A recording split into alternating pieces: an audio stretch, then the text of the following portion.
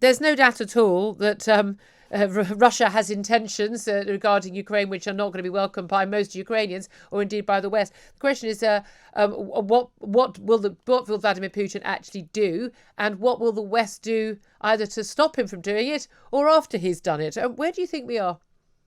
Well, we're still in the guessing game, aren't we, of what is Mr. Putin's true intention with Ukraine? Does he intend still to invade, as we believe all the evidence suggests that he will be doing so? If so, what sort of invasion is it? Or is it still a game to pull to the brink, try and receive some concessions and then pull back?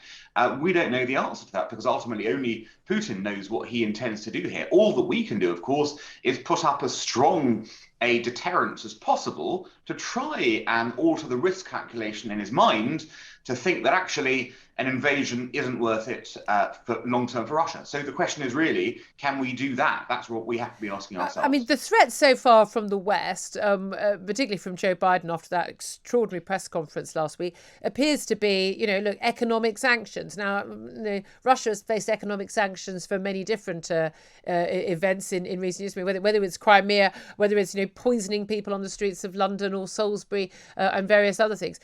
He doesn't appear to be particularly deterred by economic sanctions. He is, after all, let's face it, the richest man on the planet, with tens and tens and tens of billions of dollars hidden away in various bank accounts around the world. And he's a very powerful man as well. So the question is whether sanctions would be enough. It doesn't appear that the West, that NATO forces, that America, that Europe is actually willing to, put up with the possibility and make a realistic threat of military action to protect Ukraine. We've sent, some British have sent some advisors, to train people. We've sent some military hardware. We're seeing things like warships and fighter jets deployed. But is Vladimir Putin really going to take that seriously when it's quite clear that there is not unanimity among Western leaders about what action should be taken? That's quite correct. There isn't unanimity, particularly among EU politicians. There is a lot of sort of jockeying for position within the EU about what X and Y country, is intending to do and how it works.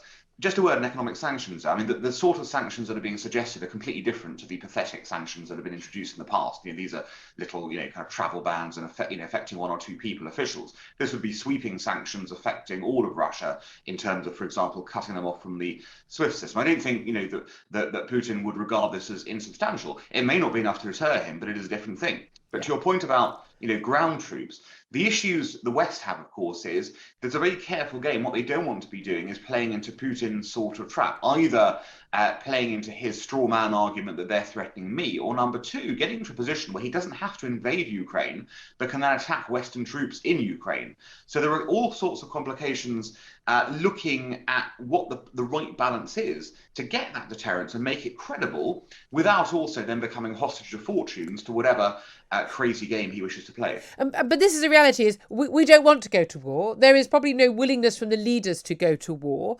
We've seen the abject failure of the Afghanistan project there and the invasion there. I mean, with the withdrawal of troops in August, we saw the humiliating for America, for Britain, for other countries involved.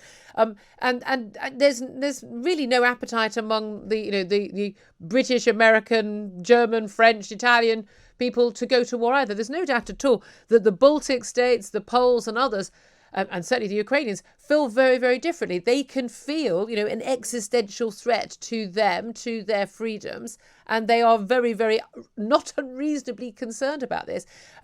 Do you think that this is the West having its head in the sands? I mean, I've talked this week about, we're so obsessed with, people talking about how terrible the West has been because, we've been involved in slavery and colonialism and worrying about people's personal pronouns and statues and really ignoring really, really important geopolitical realities of the threats posed by Russia, by China, and those threats posed not just to Hong Kong, to Taiwan, to Ukraine, but actually to the West, to the international system we have right now, and to democracy and freedom, and that actually we're going to have to get to grips with the fact that these things are going to need defending. And the fact is that people like Putin and Xi Jinping, I think quite rightly, believe that the West isn't willing to defend those values anymore. Yes, I mean, I think you have a point in terms of the willingness of aggressors to try and take advantage of perceived Western weakness. I think it's quite clear there is a sense that the West is feckless, navel gazing, unconcerned with what has been the sort of narrative of the last century, which is essentially defending kind of Europe against democracy. In that way, it is not against democracy, against dictatorship. But if you look at the 1930s, it's rather reminiscent of that, where aggressors like Hitler and Mussolini felt that the West was weak. And the trouble with kind of perceiving weakness is that it emboldens aggressors to take actions they wouldn't take if you looked stronger.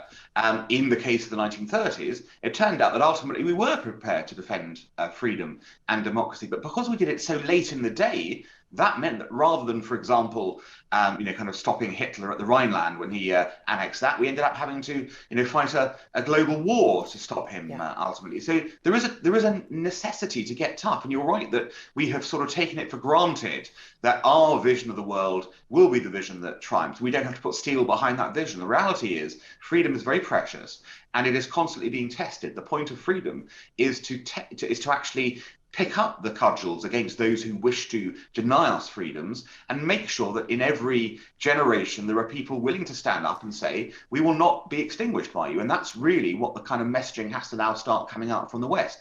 Yes, of course, there are going to be internal discussions, what we have in our societies, but ultimately it is the free world as a whole that is under assault, and we either hang together or we hang separately. Dr. Alan Mendoza, Executive Director of the Henry Jackson Society, thank you very much indeed. Just a quick word from Tom Slater from Spiked Online.